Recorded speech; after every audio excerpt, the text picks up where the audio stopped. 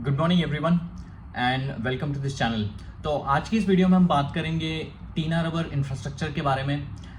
इसके Q2 2025 के result को समझने की कोशिश करेंगे और एक ज़माने में एक बहुत बड़ा एक मल्टीबैगर साबित हुआ था और अभी भी इसकी ग्रोथ अच्छी है।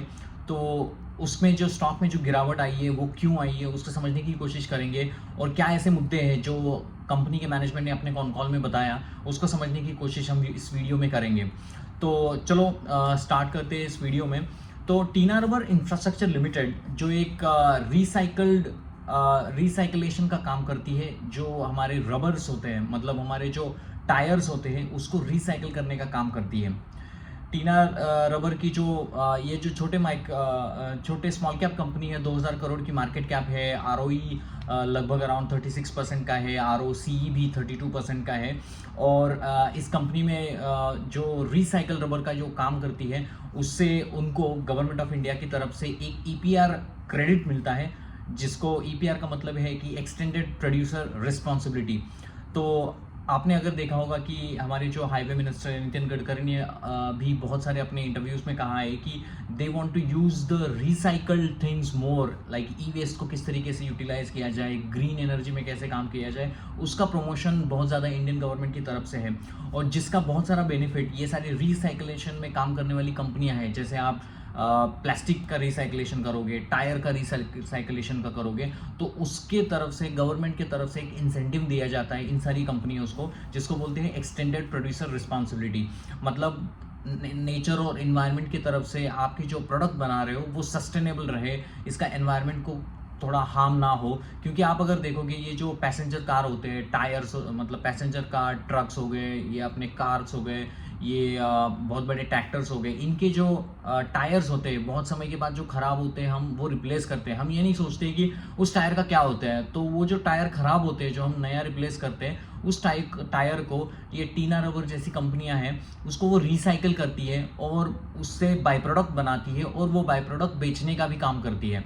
मतलब कि मान लो फॉर एग्जांपल ये जो वेस्ट का जो मतलब वेस्ट का जो टायर है उससे वो एक पाउडर बनाते हैं, माइक्रोनाइज रबर पाउडर उसको बोलते हैं, MRP बोलते हैं, जिसको वो यूज़ करते हैं बहुत सारी चीज़ों में, जिससे वो कन्वेयर बेल्ट बना सकते हैं। ये जो टर्फ स्पोर्ट्स के टर्फ मैट आप देख रहे हो उसको वो बनाते हैं। ये रबर के बॉल्स होते हैं, ये टेनिस बॉल होता है उसको बनाते हैं।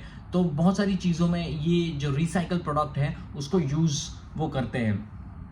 इससे सबसे इम्पॉर्टेंट चीज़ इनका जो एक सेगमेंट है, अगर हम वापस ही आते हैं तो टीना रबर मैंने जैसे कहा कि ये रिसाइकलेशन का काम करती है, टायर को क्रश करते हैं और उससे वो बाई प्रोडक्ट बनाते हैं, वो बाई प्रोडक्ट बाजार में बेचते हैं। वो बाई प्रोडक्ट हो गया मैट हो गया, कन्वेयर बेल्ट हो गया, ये स्पोर्ट्स इक्विपमेंट हो गया, या इससे ये जो क्रम रबर मॉडिफायर जो वो बनाते हैं, इमल्शन भी बनाते हैं, ब्यूटामिन बनाते हैं। तो ये ब्यूटामिन और ये क्रम रबर मॉडिफाइड जो है हमारे यहाँ पर जो हाईवेज बनते हैं वहाँ पर आप लोगों ने देखा होगा वो डांबर यूज़ करते हैं। तो जिसकी जगह पे वो लोग अभी थोड़ा बहुत इसका भी यूज़ करने लगे हैं, ये जो ब्यूटामिन है, इमल्शंस है या क्रम रबर मॉडिफायर है, इसको वो यूज़ करते हैं अपने रोड बनाने के लिए। इसीलिए रोड की ताकत भी बढ़ जाती है और इसमें जो बहुत सारा खर्चा लगता है, बिकॉज एक मुझे लगता है इंडिया में 39 किलोमीटर्स पर डे का रोड बन रहा है, तो मतलब इसमें बहुत सारा खर्चा होता है। इस खर्चे को रिड्यूस करने के लिए गवर्नमेंट ने कहा कि हाँ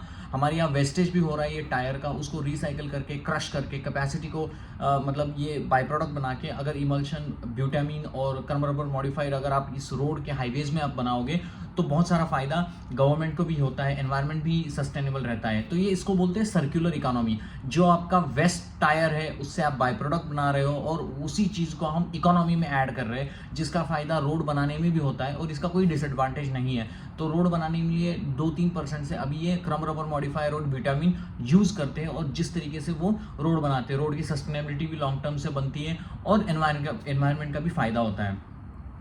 तो टीना रबर के मेनली 4 सेगमेंट हैं। एक कंज्यूमर है, दूसरा स्टील है, तीसरा इंफ्रास्ट्रक्चर है और चौथा है इंडस्ट्रियल सेगमेंट है।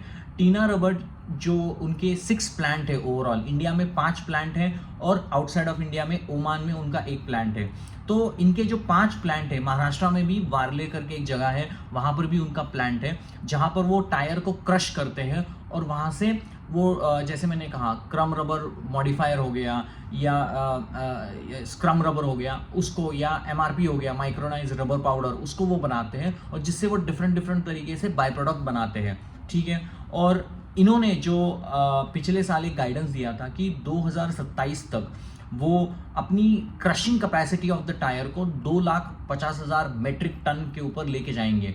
अभी तक वो कर रहे हैं कुछ, last year 80,000 million metric ton किया था, अभी दिस ईयर में कुछ 1,60,000 कुछ कर रहे हैं, तो 1,13,000 कर रहे हैं, और 2027 तक 2,50,000 मेट्रिक टन क्रश करने का उनका टारगेट है। तो जितना ज़्यादा क्रश ऑफ द टायर्स होगा उतना ज़्यादा वो बाय प्रोडक्ट बना पाएंगे, उससे EPR क्रेडिट मिलेगा जैसे गवर्नमेंट से मिलता है, और उसका फ़ायदा इस कंपनी के प्रॉफिटेबिलिटी में दिखेगा, और जिसकी वजह से ही ये लोग पैसे कमाते हैं। तो आपको समझ में आया, एक पुराने टायर को क्रश करके बाय प्रोडक्ट बनाते हैं और पूरे ऑल ओवर द वर्ल्ड में वो बेचते हैं।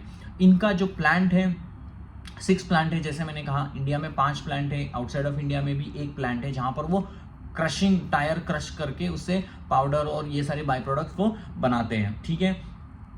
और सबसे बड़ा जो इनका जो बेनिफिट है तो वो क्या होता है, जैसे मान लो कि अपोलो टायर जैसी टायर कंपनी है, वो नेचुरल रबर से टायर बनाती है। अभी होता ये है कि गवर्नमेंट इनको बोलती है कि ये OEM को बोलती है कि ठीक है, ये जो टायर तुम बना रहे हो इसमें थोड़ा सा रिसाइकल टायर यूज करो, या मतलब तुम्हारी एक रिस्पॉन्सिबिलिटी बनती है एज OEM, उसको ही बोलते हैं कि प्रोड्यूसर रिस्पॉन्सिबिलिटी होती है, क्योंकि ये एनवायरनमेंट को बहुत थोड़ा सा मतलब दिक्कत होती है, ये जो टायर अगर हवा में मतलब उसको फेंक दिए तो इन लोगों को बोलते हैं कि तुम उसको क्रश करो, लेकिन उनके पास उतनी कैपेसिटी नहीं है। तो ये लोग आते हैं टीना रबर जैसी कंपनियों के पास, बोलते हैं कि ठीक है, टीना रबर को जो EPR क्रेडिट मिलता है गवर्नमेंट की तरफ से, because they are doing the crushing of the old tyres, तो वो EPR क्रेडिट को ये लोग बाय करते हैं। EPR क्रेडिट को वो बाय करते हैं OEM जो होती है टायर की OEM कंपनी, जैसे MRF हो गया, अपोलो टायर हो गया, ब्रिजस्टोर हो गया, बहुत सारी कंपनियां हैं। तो वो जो ओरिजिनल टायर मैन्युफैक्चरर है वो टीना रबर जैसी कंपनियों से EPR क्रेडिट जो है उसको परचेस करती है, और EPR क्रेडिट परचेस करने से टीना रबर जैसी कंपनियों को उसके प्रॉफिट मिलता है, पैसा मिलता है उससे। और अभी हो क्या रहा है कि ये जो कंपनियां हैं जो OEM है टायर बनाने की वाली, जो OEM कंपनियां हैं उनमें बहुत सारा इंपॉर्टेंट रॉ मटेरियल होता है नेचुरल रबर का। नेचुरल रबर के प्राइस ऊपर नीचे होते रहते हैं। अगर मान लो कि नेचुरल रबर के प्राइस बहुत ज़्यादा हो गए हैं तो इनका रॉ मटेरियल बढ़ जाएगा इन OEM कंपनियों का, तो इनको भी ये सोचते हैं कि चलो ठीक है, थोड़ा बहुत रिसाइकल रबर हम यूज़ कर लेते हैं, मतलब जो टीना रबर जैसी कंपनी ने रिसाइकल किया हुआ रबर है ये वो वहाँ से लेते हैं, इसमें थोड़ा सा नया नेचुरल रबर मिक्स करते हैं और अपना नया टायर वो बनाते हैं। तो वो दोनों तरफ से फ़ायदा है, EPR से भी फ़ायदा है, और ये टीना रबर जैसी कंपनियों से OEM अपना माल लेते हैं ये रबर को मैन्युफैक्चर, मतलब नया टायर बनाने के लिए। तो ये EPR क्रेडिट बहुत इंपॉर्टेंट है टीना रबर जैसी कंपनियों के लिए, क्योंकि मंथ ऑन मंथ बेसिस के ऊपर ये जो EPR क्रेडिट है इट्स नॉट डिपेंड ऑन कि how much you crush, but it depends on कि how much sustainable product by product that you make and that you sell. तो वो कुछ मिनिस्ट्री ऑफ एनवायरनमेंट ने कुछ एक बेंचमार्क सेट कर दिया है 8,50,000 मेट्रिक टन, तो आप उसकी PPA में पढ़ सकते हो। तो उसके हिसाब से EPR क्रेडिट मिलता है। EPR क्रेडिट जैसे उनको मिल गया वो लोग वो OEM को बेचते हैं, और EPR क्रेडिट OEM को बेचा तो उनको पैसा मिलता है। तो यही सारा गेम है। मैं ये क्यों बता रहा हूँ, मैं थोड़ा रिजल्ट के आऊँगा तो आपको समझेगा, बिकॉज इसकी वजह से ही ये प्रॉब्लम ये जो स्टॉक ऊपर से नीचे तक गिरा है ना, इसका बहुत बड़ा हाथ ये EPR के कंसेप्ट में है। जिसका जल्दी आप इसको समझोगे आपको समझ में आएगा कि स्टॉक मार्केट में होता क्या है। सिर्फ कोई भी कंपनी बोल देगी कि मेरा 30% रेवेन्यू ग्रोथ होता है और 30% प्रॉफिट ग्रोथ होता है, EPS 30% बढ़ा है तो मेरा स्टॉक चलना चाहिए, ऐसा नहीं होता है। बहुत सारी कंपनियां अंडर द टेबल क्या है वो क्लियरली नहीं बताते हैं, वो इनडायरेक्टली बताते हैं। तो हमें क्रिटिकली थिंकिंग लाना पड़ेगा अपनी इन्वेस्टिंग में, क्योंकि आप क्रिटिकली थिंकिंग नहीं ला पाओगे। देखो एक सिंपल सी बात है, कोई भी कंपनी का CEO कॉन कॉल में आके या अपने प्रेजेंटेशन में ये नहीं बताएगा कि मेरी कंपनी खराब कर रही है, मेरी कंपनी में प्रॉब्लम्स है, मेरा कंपनी ये कर रही है। ये आपको एज ए इन्वेस्टर उससे इनपुट लेना होगा, वो जो भी कह रहा है उसको डेटा में थोड़ा सा देख के, हाँ वो क्या बोल रहा है उससे ऊपर एक क्रिटिकल थिंकिंग अप्लाई करनी होगी। अगर आप क्रिटिकल थिंकिंग अप्लाई करोगे then you will understand the story क्या है यहाँ पर, क्यों स्टॉक गिर रहा है, सब चीजें अच्छी होती है स्टॉक क्यों गिर रहा है। वो सबसे इंपॉर्टेंट चीज है। स्मॉल कैप में गिरावट आई है लेकिन स्टॉक आधा हो गया है, लगभग 2000 से लेके 1000 तक हो गया है। तो हम समझने की कोशिश करेंगे, ठीक है। तो इनके जो 4 सेगमेंट हैं, तो आप अगर देखोगे कि Q2 के इनके रिजल्ट्स आए, Q2 के रिजल्ट्स में इनका पूरे टीना रबर में 4 सेगमेंट है। पहला इंफ्रास्ट्रक्चर, दूसरा इंडस्ट्रियल, तीसरा कंज्यूमर, चौथा स्टील। स्टील से ये स्टील एब्रेसिव बनाते हैं, छोटे छोटे स्टील के बॉल होते हैं, स्टील का जो स्क्रैप होता है उसको वो बनाते हैं, ठीक है। जैसे मैंने कहा कि पहला जो है इंफ्रास्ट्रक्चर सेगमेंट, पूरे टीना रबर का 50 to 52% of the revenue infrastructure से आता है। इंफ्रास्ट्रक्चर में क्या करते हैं ये लोग, इंफ्रास्ट्रक्चर में ये विटामिन बनाते हैं, मॉडिफाइड रबर बनाते हैं, मॉडिफाइड क्रम रबर बनाते हैं, ठीक है। वो रोड बनाने में इंफ्रास्ट्रक्चर में यूज होता है। 50 to 60% है उनका रेवेन्यू। दूसरा जो सेगमेंट है उनका जो इंपॉर्टेंट सेगमेंट है वो इंडस्ट्रियल सेगमेंट है, जहां पर से 23% का रेवेन्यू आता है। इंडस्ट्रियल सेगमेंट में क्या कराते हैं, वो कन्वेयर बेल्ट बनाते हैं, ये जो माइक्रोनाइज रबर पाउडर बनाते हैं उससे क्रश करके माइक्रोनाइज रबर पाउडर बनाते 80 to 140 मेश का, ठीक है।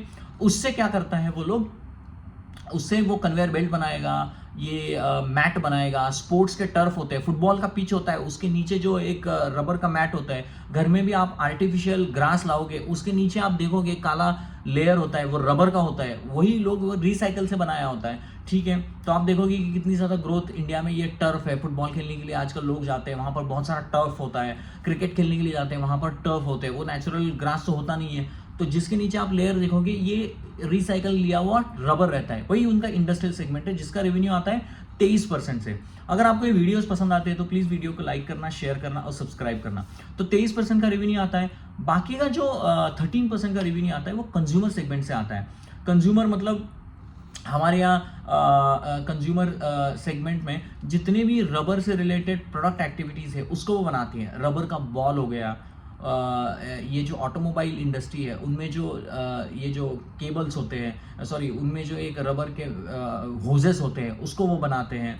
तो कंज्यूमर सेगमेंट में या मैट बनाएंगे तो इसको वो बनाने की कोशिश करते हैं इसमें हमारे कंज्यूमर सेगमेंट में। दूसरा उनका सेगमेंट है कि स्टील सेगमेंट, जहां से स्टील का सेगमेंट 13% से, कंज्यूमर का सेगमेंट 10% है। तो स्टील के सेगमेंट में स्टील के एब्रेसिव बनाते हैं, स्टील के बॉल बनाते हैं, स्टील के स्क्रैप बनाते हैं, स्टील के वायर बनाते हैं। तो 50 to 52% रेवेन्यू आता है इंफ्रा से।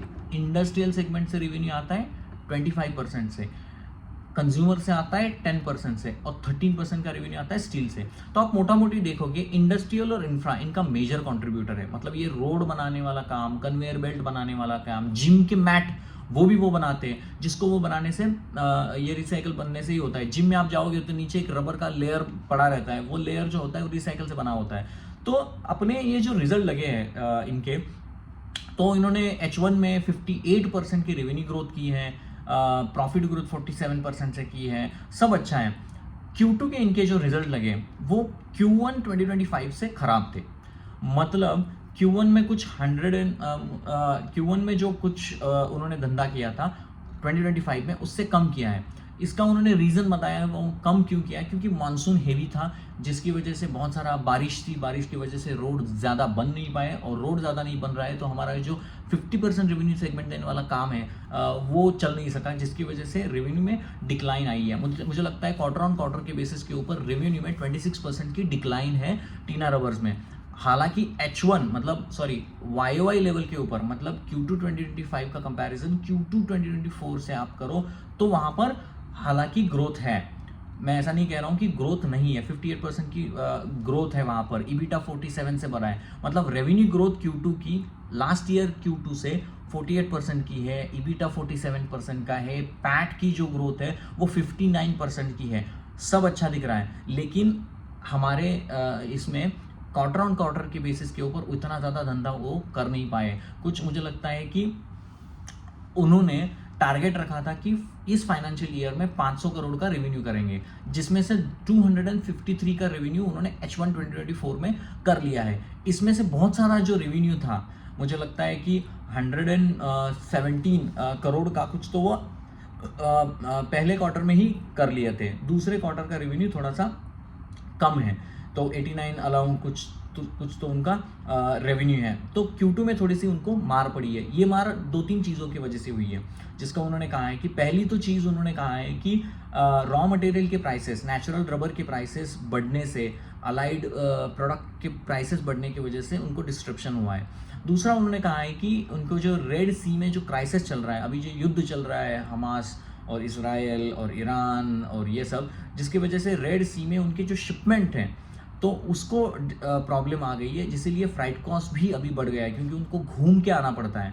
आप अगर देखोगे टीना रबर पूरे दुनिया से ये जो ओल्ड टायर लेते हैं, और इनके बहुत सारे लोकेशन इंडिया में जो पोर्ट के पास है, मतलब वारले जैसे मुंबई के नज़दीक है, तो वहाँ पर वो लोग अपनी क्रशिंग कैपेसिटी है, तो शिप आने में जाने में तो उनका प्रॉब्लम हुआ, जिसकी वजह से उनकी रॉ मतलब फ्राइट शिपमेंट कॉस्ट भी बढ़ गया है।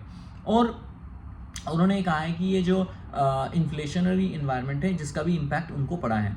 तो टीना रबर में ये 2-3 चीज़ें बताई है, जिसकी वजह से उनको Q2 में हिट पड़ा है कंपैरेटिवली Q1 से। हालांकि उनके रिजल्ट YoY बेसिस के ऊपर अच्छे हैं। अब आते हैं सबसे इंपॉर्टेंट प्राइस के पॉइंट के ऊपर, जिसका है पैट ग्रोथ। आप अगर देखोगे टीना रबर ने पैट में डिक्लाइन किया है Q1 2025 के कंपैरेटिवली इस Q2 में, लेकिन YoY लेवल के ऊपर उनके नंबर अच्छे हैं 59% के। कितना रेवेन्यू किया है? लगभग मुझे लगता है 12 या 13 करोड़ का उन्होंने अपने पैट में अपना ये दिखाया है। आप अगर देखोगे, जैसे मैंने वीडियो की शुरुआत में कहा, EPR से उनको इस क्वार्टर में 8.5 करोड़ मिले हैं। 8.5 करोड़ EPR से मिले हैं, और थोड़ा बहुत प्रॉफिट उन्होंने अपने रेवेन्यू सेगमेंट से किया है। मतलब जो धंधा वो नॉर्मली कोर धंधा है, वहाँ से जो धंधा आता है वहाँ से उन्होंने थोड़ा बहुत बिजनेस किया है। तो आप अगर देखोगे कि लास्ट ईयर Q2 से इस ईयर Q2 तक EPR के 8.5 करोड़ को हटा दो तो पैट में डी ग्रोथ हुई है। पैट जो उन्होंने 15 करोड़ का PBT दिखाया है, और मुझे लगता है पैट 12 करोड़ का दिखाया है, जिसमें 8 करोड़ इसका ही है, तो सिर्फ 4 करोड़ रह गया। तो मतलब कंपैरेटिवली लास्ट ईयर में कुछ 7-8 करोड़ का उन्होंने बिजनेस किया था, 8 करोड़ से 4 करोड़, मतलब डिक्लाइन है। तो रेवेन्यू अच्छा है, लेकिन पैट के ग्रोथ में जो 12 करोड़ आपको दिख रहा है, उसमें से 8.5 करोड़ तो EPR क्रेडिट है, वो तो मोटा मोटी इन्वायरमेंट की तरफ से मिला है, वो तो आपके ऑपरेशन से नहीं मिला है। तो इसका मतलब ये है कि रेवेन्यू तो हो रहा है, लेकिन पैट में उतनी ज़्यादा ग्रोथ दिख नहीं रही है।